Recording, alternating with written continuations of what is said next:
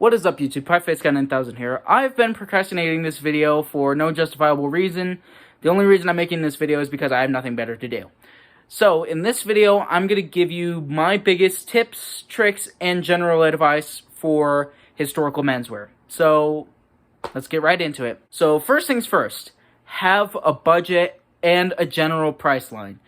To the best of my knowledge, nobody else talks about this, so I'm going to be the first person to talk about it.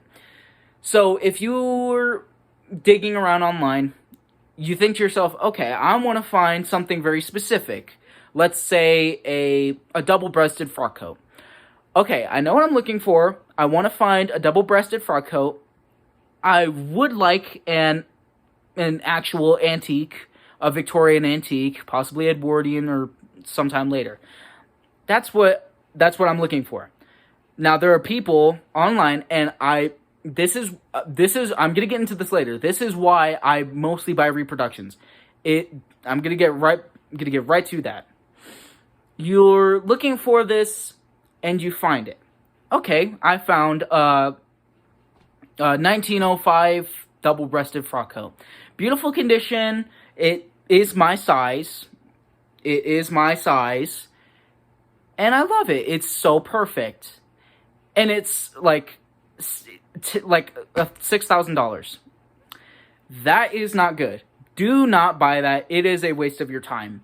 You would have much, much, much better luck looking for and purchasing a reproduction of pretty much the same quality that looks the same, fits the same purpose, and is at least 200 times cheaper.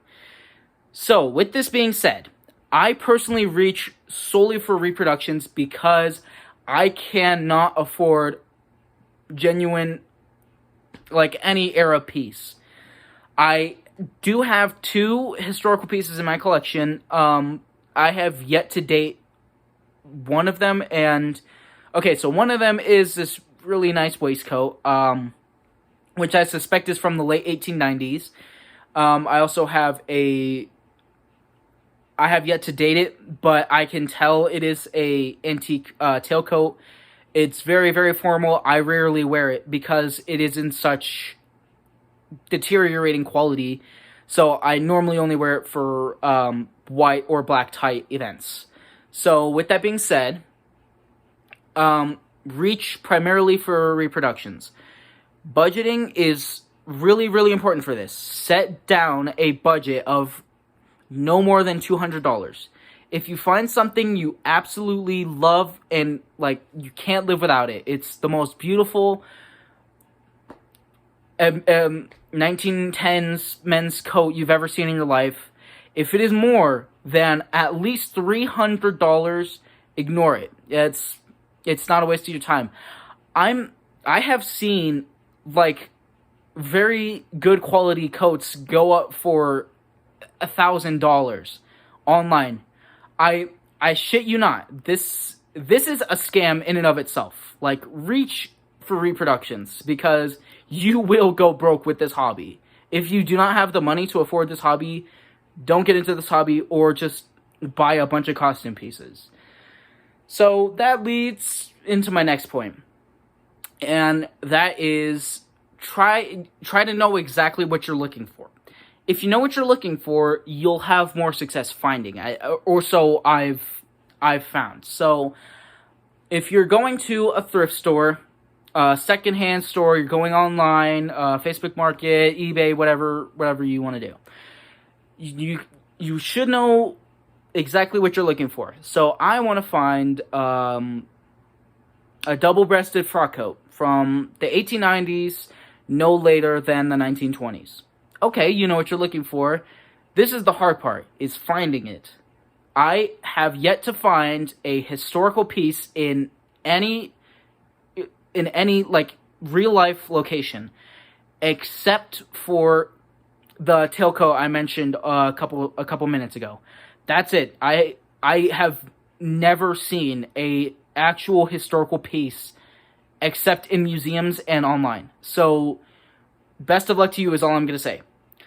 That leads into another point of mine, which is don't look for costumes if it comes down to it, you can look for costumes.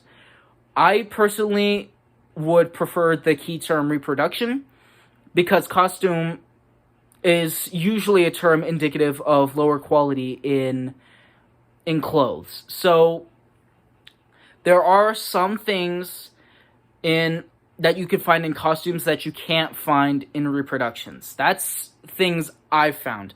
So, for example, I've been looking for a pleated, collarless, cuffless shirt for a long time.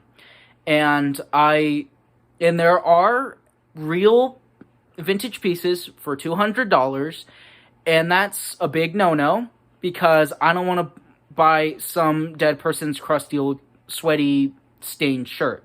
No. Pants, maybe. Coats, waistcoats, that's fine by me. But no, I don't do that. So what I do is I look for reproductions. There's two people who are really good with reproductions. That is Star-Lord Hub. There's one other on these two are on Etsy. There's one other, I can't remember. I'll put it in the description if I remember. And then there's Historical Emporium on Amazon. I love all three of them equally. They're very, very good reproduction companies. With that being said, I don't have $80 to blow on Historical Emporium's collarless, cuffless shirts. I unfortunately don't. This is where costumes can come into play. I am guilty of buying costumes many, many, many, many, many times for my outfits. I'm not proud of it, but it was kind of in the heat of the moment, and it's the only thing I could find that suits the purpose that I wanted it to suit. So, I may or may not have found a Titanic Jack Dawson costume that just so happens to have a pleated, collarless, cuffless shirt for $60, 10% cheaper than Historical Emporiums. What would I get out of it? I would get a set of pants that I don't want, that I already have, button braces that I already have, and a shirt which I don't have. So try not to be pessimistic when you look for reproductions or costumes.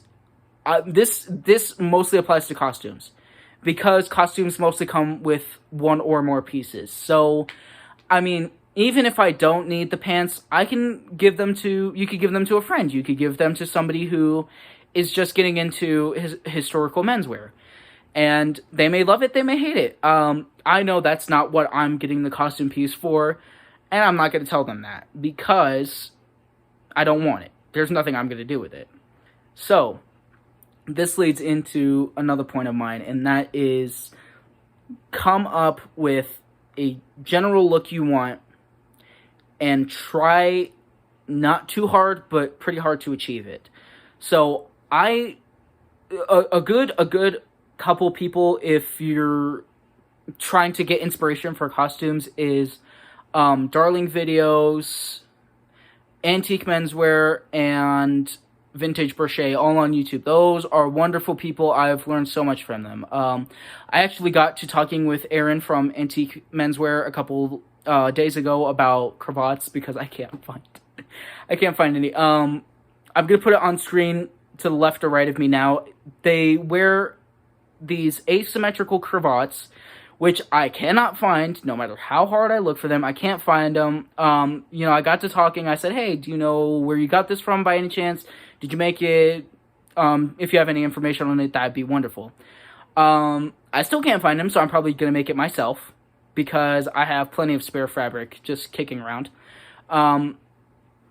Those are good videos for getting inspiration of what you want your general look what you want your general look to appear as. So I am still in a very experimental stage with how I dress, and I'm still learning a lot, but I have enough past knowledge on historical menswear that I could put an outfit together and still look like I know what I'm doing. That is not the case for a couple years ago, and I'll probably have a picture on screen right now of when I had absolutely no idea what the term vintage meant in reference to historical menswear, and I'm very ashamed about it. So hopefully that's off the screen by now. And that leads into my next point. If you cannot find a reproduction or an actual antique piece, mix vintage and modern. So I'm guilty of doing this myself. I have plenty of modern pieces that I sometimes, not very often, but sometimes try and pass off as vintage. And a couple years ago, I tried to pass off my pieces as vintage too much. Ugh. But there's a happy medium. There's too modern and too vintage, and then there's a happy medium in between them. I'm still kind of looking for that happy medium because I do have plenty of modern pieces and I do have plenty of historical pieces. So I'm still trying to find it. I've just about cracked it, but I'm still trying to find it. But that leads into my next point, and probably my final point, is find colors that suit what you're looking for. So, okay, well, how would I describe this? Set down a base color. So let's say black. Okay, so black is my base color. What goes good with black? White, purple, blue. What else? Not so much green. Red. Yeah, that's another one. I guess it could be kind of like a light green.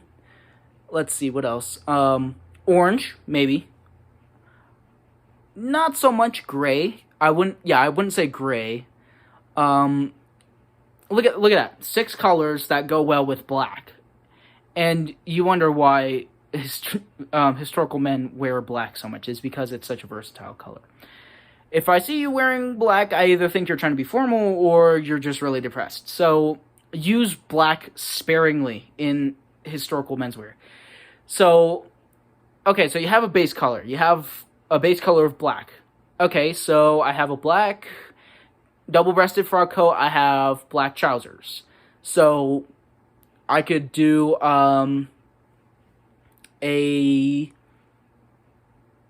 purple waistcoat. Okay, there's another complementary color. A white shirt, another complementary color. How about a red tie? 3 complementary colors. Now, this can lead into another point, and that is don't have so much color. That would really dull down the look of the outfit you're going for. I know from past experience.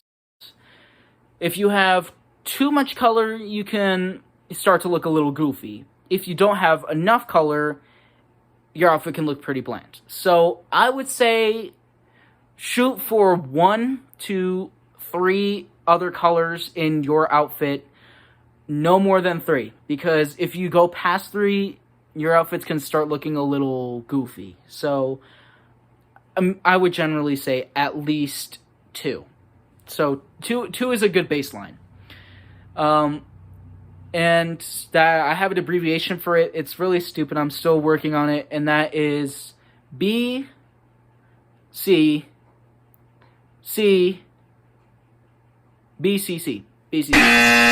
And that is base color, complementary color, contrasting color. So base color, black, complementary color, purple, contrasting color, orange. Okay, no, that really wouldn't work. Okay, so I guess it would be BCCT. T, going into my next point, theming. I am kind of guilty of doing this. You don't have to do this. This is just something I do. I theme my outfits sometimes. So if I see a very nice historical photograph or something along that line, I would try to theme my outfits based solely off of that. Not the same, similar. So when I first saw a picture of Oscar Wilde, I was like, this guy looks fucking good. So what did I do? I styled my hair like him. I had my double-breasted frock coat like him. I tried to make an outfit similar, not the same, but similar to the photograph that I saw of him. And I'll put it right here just so you could get an idea of what I was working with. So theming can be kind of iffy sometimes. If you want to get into theming, great. let's say you could theme it after your favorite holiday. My favorite holiday is Halloween. So, what are the colors of Halloween? Black, purple, orange, red, and not much else. So, there you go. You just made a Halloween themed outfit. Your favorite holiday is Christmas. Okay. Green, red, white. You could have a green suit and trousers, red waistcoat, and white shirt or trousers or something. So you can do theming, but do it liberally, because, like I said before, the excess color can kind of start to look a little goofy. And that's pretty much it. That's all I have. So reach for reproductions, set down a budget, get some good complementary colors, and you're already halfway there. So this has been PieFaceGuy 9000, and I'll see you in my next video. Bye-bye.